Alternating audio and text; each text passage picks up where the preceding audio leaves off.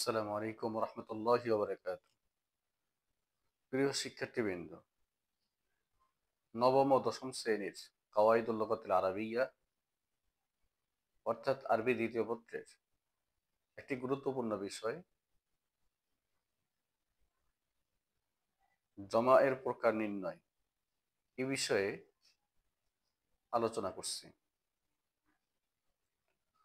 জমা দুই প্রকার, জমা সালেম, জমা মুকাসসার। যে বহুবচনের ওয়াহেদের ভিত্তি ঠিক থাকে উহা জমা সালেম।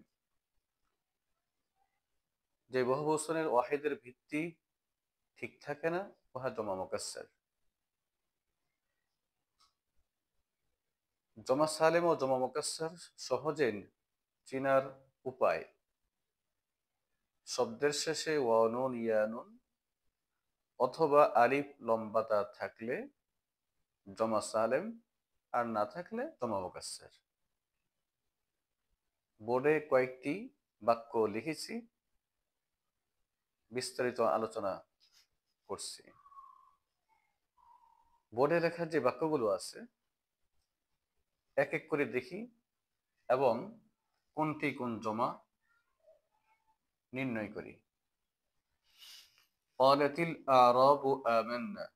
আল আ'রাব শব্দটির শেষে ওয়াও নুন ইয়া নুন আলিফ লম্বা তা নেই, জমা মুকাসসার হবে।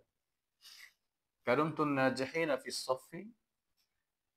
নাজিহিনা শব্দের শেষে ইয়া নুন আছে, জমা সালেম। ইশতারাইতুল কুতুবা মিনাল মাকতাবাতি। আল কুতুবা শব্দের শেষে ওয়াও নুন ইয়া নুন আলিফ লম্বা তা নেই, জমা মুকাসসার। ফিস সাফফি আদাদুন কাবীরুম মিনাত তালামিজ। তালামিজ শব্দের শেষে ওয়াও নুন ইয়া নুন আলিফ লম্বা তা নেই, জমা মুকাসসার। হাউলাই নিসওয়াতুন মুহাজ্জাবাতুন। মুহাজ্জাবাতুন শব্দের শেষে আলিফ লম্বা তা আছে, জমা সালেম। আজ এখানেই শেষ করছি। আল্লাহ হাফেজ।